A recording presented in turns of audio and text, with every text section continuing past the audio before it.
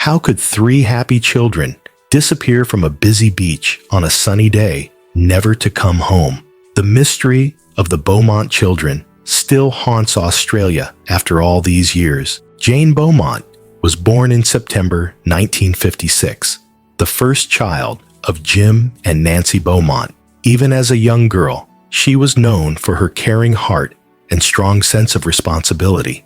Jane often helped her mother with chores and looked after her younger siblings as if she were their second mother. Teachers described her as polite and mature beyond her years. Her favorite activities included reading books and helping her little brother and sister with their games. Arnna Beaumont, born in November 1958, was different from Jane, but just as special. She was full of energy and always looking for new things to explore. Arnna loved to dance around the house, play dress-up, and make up funny stories to make everyone laugh. She looked up to Jane and always followed her lead. Arnna was known at school as friendly and curious, the kind of child who made friends quickly wherever she went. Grant Beaumont was born in July 1961.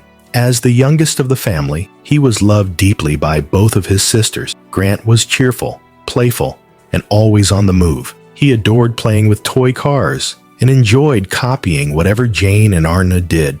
Even at just 4 years old in 1966, he felt safe and happy when he was with his sisters. His innocent smile could brighten up any room, and his parents often said that he was the joy of the house. The Beaumont family lived in Somerton Park, a peaceful suburb of Adelaide. In the 1960s, Australia was a place where families felt safe, leaving their doors unlocked, and children roamed freely in neighborhoods. Jim worked as a traveling salesman, often away from home, while Nancy managed the house and cared for the children. Life felt simple and trusting, and the family shared many happy moments. In the summer of 1966, the family was enjoying a normal life. Jane had just finished another year at school with excellent results. Arnna was excited about summer activities, and Grant was happy to be outside, playing in the sun. On January 25th, the day before the disappearance, the children spent time at home, playing in the yard and helping their mother with small chores. Nothing seemed out of place or unusual. Jane's strong sense of responsibility was one of the reasons Nancy allowed them to go to Glenelg Beach alone on January 26, 1966. Jane had shown many times before that she could take care of Arnna and Grant. The bus ride to the beach was only about 5 minutes, and the children had done it a few times earlier that month. This freedom was considered normal at the time. Neighbors often saw children going to the beach without adults, and it was a common practice in the community. Jane was seen as a little leader, always holding Grant's hand and making sure Arnna didn't wander too far. Arnna's free spirit was balanced by Jane's careful watching. Even Grant, as young as he was, felt safe because of the trust he had in his sisters. That bond made them feel unstoppable together, like a small team on their own adventures. The morning of January 26, 1966, started with bright skies and warm weather. The children were excited to enjoy another day at Glenelg Beach. Nancy gave Jane some coins for bus fare and a small amount to buy snacks.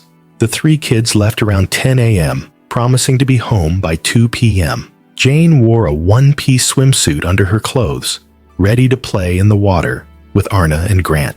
Witnesses later described seeing the children playing happily at the beach, laughing and running along the shore. They even visited a nearby shop where Jane used some of the extra coins to buy snacks, including a meat pie and cakes.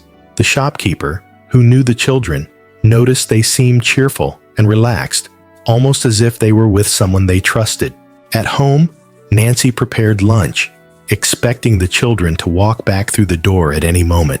Each passing minute felt longer as the clock ticked past 2 p.m. Meanwhile, Jim finished his workday and rushed home when he learned the children had not returned.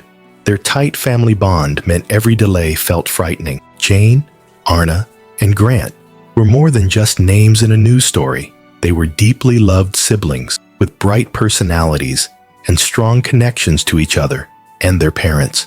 They were a normal, happy family, enjoying summer days like any other family in Adelaide. By looking back at who these children were, we see the heartbreak even more clearly. They were kind, joyful, and full of life. Their story reminds us that behind every headline, there are real people, real smiles, and real dreams that are suddenly left unfinished. In the days leading up to January 26, 1966, everything in the Beaumont household felt normal. There were no major warnings, no big arguments, and no unusual visitors. Jane, Arnna, and Grant spent their time playing in the yard, helping their mother with chores, and getting excited for more summer beach days. The family had settled into their daily rhythm, and the children enjoyed every small moment of freedom that came with the school holidays. Australia Day, celebrated every January 26th, was a special day for families to relax and have fun. In 1966, this was no different. Glenelg Beach was one of Adelaide's favorite spots. Parents watched their kids build sandcastles, teens surfed in the waves, and food stalls sold ice cream and pies. That morning, Jane, Arnna, and Grant woke up full of energy. They put on their favorite summer clothes, and Jane carefully packed the few coins their mother had given her for the bus and snacks. When they left the house around 10 a.m., Jane promised they would be back home by 2 p.m. Nancy trusted Jane completely and knew her daughter would keep her word. The children caught the bus alone without fear. They had done this before, and each time they came home safely. That level of freedom was a common part of 1960s life in Australia, where trust in neighbors and public spaces was strong. Once they arrived at Glenelg Beach, the children played in the shallow water, ran along the sand, and explored small shops nearby. Witnesses later reported seeing them laughing and sharing snacks. They looked happy and carefree, as if nothing in the world could touch their joy that day. One detail that stood out was that Jane paid for a meat pie and cakes using a 1-pound note. This was surprising, because Nancy had only given her enough coins for small treats. The shopkeeper remembered Jane telling him that the food was for the man at the beach, a detail that would later become a chilling clue. Other beach visitors also noticed the children interacting with a tall, thin-faced man with light hair, around his mid-30s.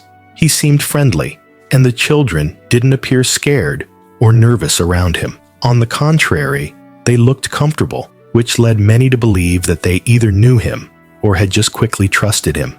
In those days, children were taught to be polite and respectful to adults, and it wasn't unusual for them to trust someone who seemed kind. While the children played, their mother, Nancy, stayed home preparing lunch.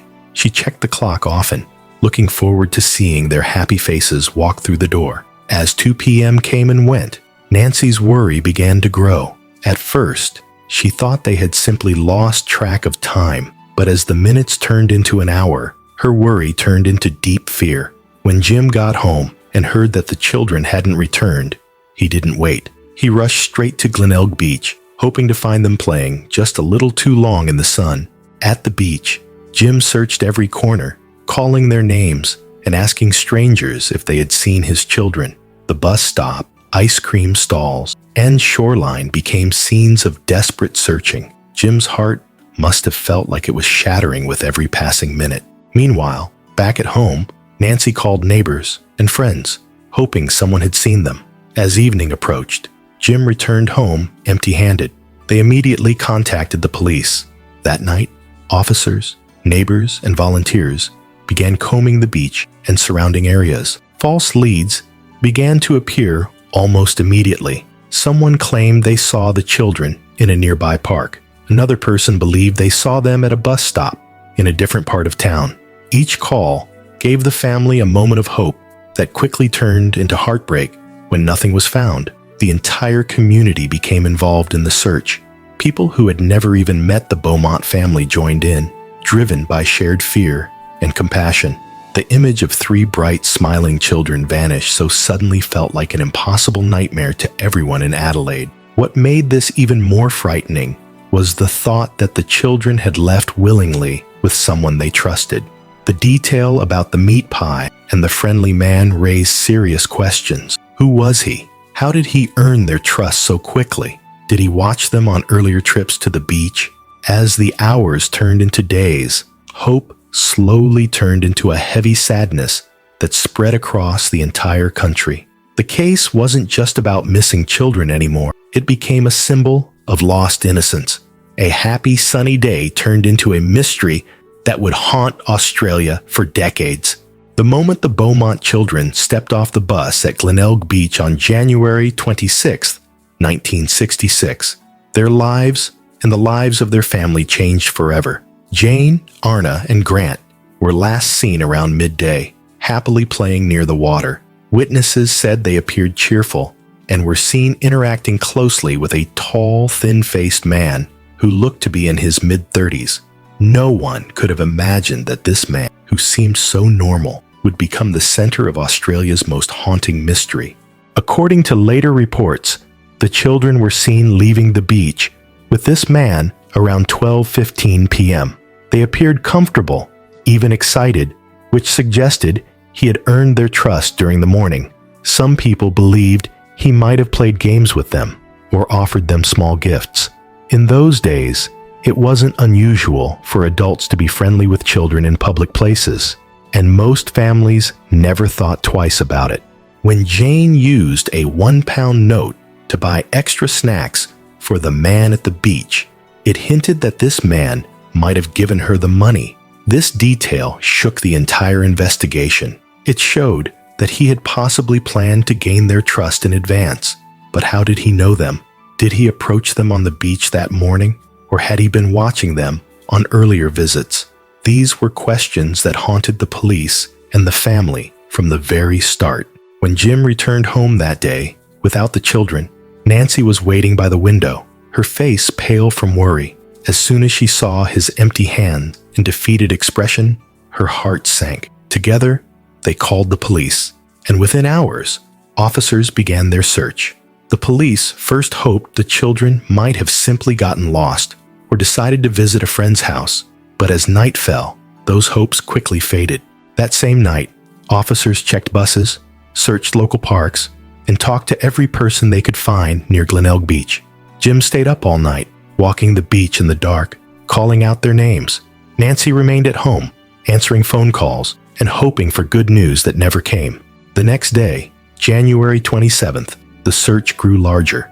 Volunteers joined police, covering sand dunes, nearby buildings, and every alley. Despite the effort, no personal belongings, no clothing, not even a single shoe was found. Each new search area only deepened the feeling that the children were truly gone.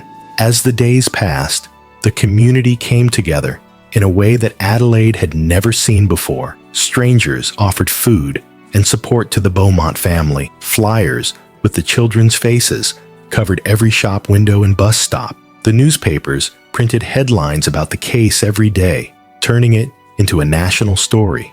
During the first few weeks, tips and calls flooded in. People claimed to have seen the children in different parts of the country. Others called in false leads, either out of fear or for attention. Each call pulled Jim and Nancy's emotions up and down like a cruel game. The idea that the children had left the beach willingly with someone shook the nation.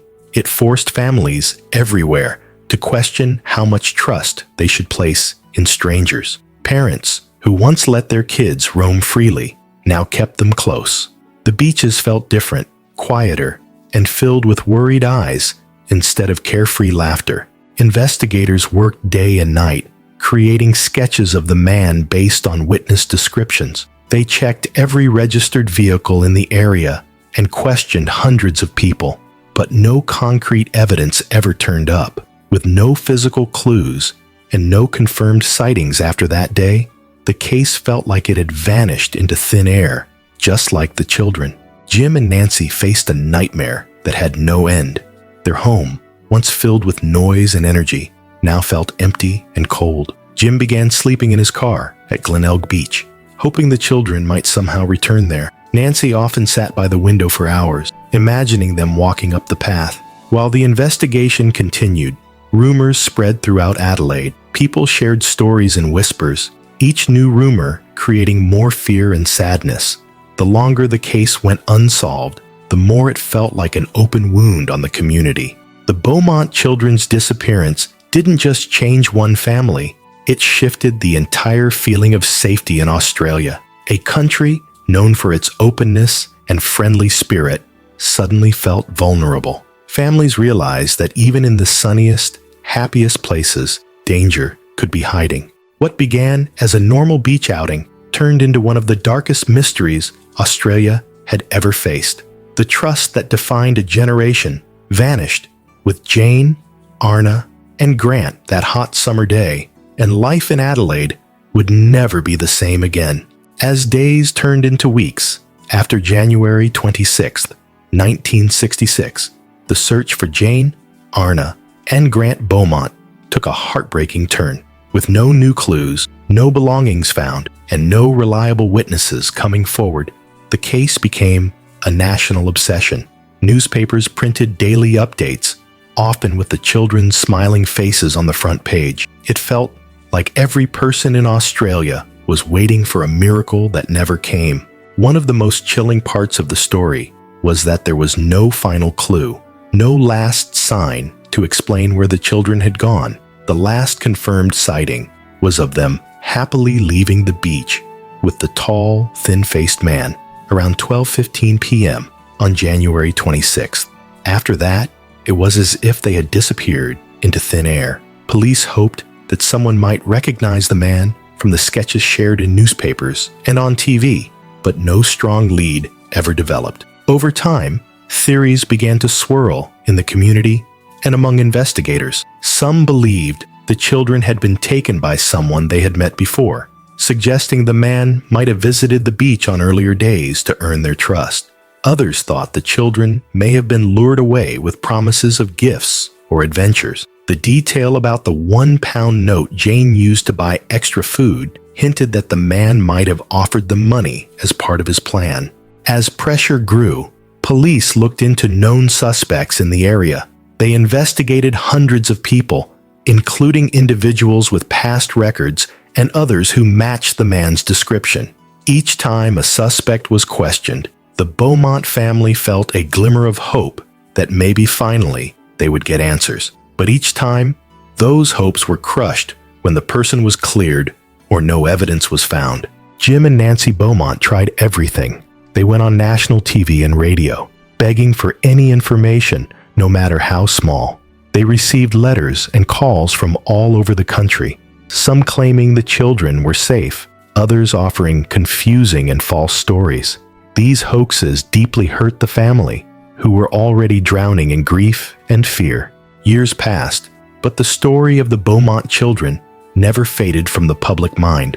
In 1968, 2 years after their disappearance, a Dutch psychic named Gerard Croiset was flown to Australia after claiming he knew where the children were. Unfortunately, his search led nowhere and only left the family feeling more broken and hopeless. As the investigation stretched into the 1970s and beyond, several suspects continued to be named, but no one was ever charged. One strong theory involved a local man who was known for strange behavior around children, but despite extensive questioning and searches, no solid proof connected him to the case. Another suspect moved away from Adelaide soon after the children disappeared, but again, there was nothing to officially tie him to that tragic day. Throughout these years, Jim and Nancy kept their home exactly as it was, hoping that one day their children might walk back through the door. Jim often spent nights sleeping in his car near Glenelg Beach, still waiting, still watching. Nancy stopped celebrating birthdays and special days, each one a painful reminder of the family they had lost. Their once lively home grew quiet and heavy with unspoken sadness. The case changed Australia forever. Parents who once trusted their children to play freely now kept them close, and beach trips that used to be joyful became moments of fear and caution. The disappearance led to important conversations about child safety and changed how families viewed public spaces. The story of Jane, Arnna, and Grant also shifted how police handled missing children cases.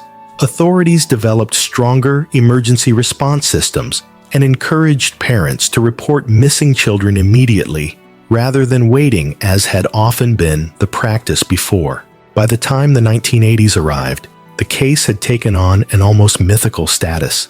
New generations grew up hearing about the Beaumont children as a story of caution and deep heartbreak. Even today, more than 50 years later, people in Australia and around the world remember their names and wonder what really happened on that hot summer day. The Beaumont children's story is more than just a mystery. It is a painful reminder of how quickly innocence can be taken away and how deeply a single event can change an entire nation. Their disappearance remains one of the most haunting and emotional cases in Australia's history, leaving behind questions that may never be fully answered. The disappearance of Jane, Arnna, and Grant Beaumont left an unhealed scar on Australia that still hurts decades later. After January 26, 1966, life for Jim and Nancy Beaumont changed forever. Their once joyful home turned silent. Rooms that once echoed with children's laughter now felt like empty shells, filled only with memories and quiet grief. Jim and Nancy did everything they could to find their children. They followed every tip, spoke at every event, and answered every phone call that might lead them closer to answers. But over time, each new hope turned into another heartbreak. The constant false leads and cruel hoaxes only deepened their pain. Strangers claimed to have seen the children in other states or even in different countries. Each claim sparked a moment of fragile hope that was soon crushed, leaving the parents more broken than before. Australia changed after the Beaumont children vanished.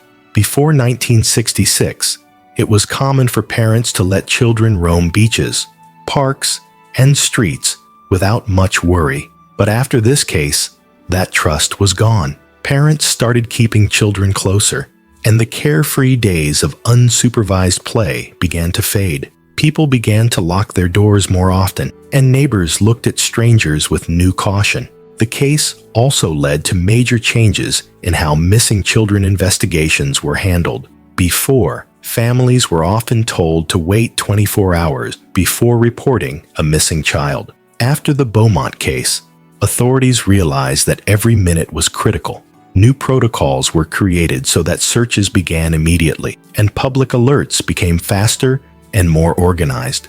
The Beaumont children's story also left a strong mark on Australia's culture. Their names became part of everyday conversations, and their faces on posters stayed in people's minds for years. Schools and community programs started teaching children about stranger danger, a term that didn't exist in the same way before this tragedy. As the years went by, the mystery continued to draw attention. Books, documentaries, and news reports kept the story alive.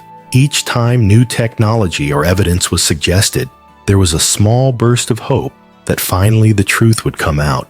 But despite all the efforts, no solid answers ever arrived. In the late 1980s and 1990s, advances in forensic science gave some families hope that old cases could be solved. Yet, even with modern methods, the Beaumont case remained cold. In 2013, police excavated a factory site in Adelaide following a tip, but nothing was found. The search only added more disappointment for those who still believed there might be a final answer hidden somewhere.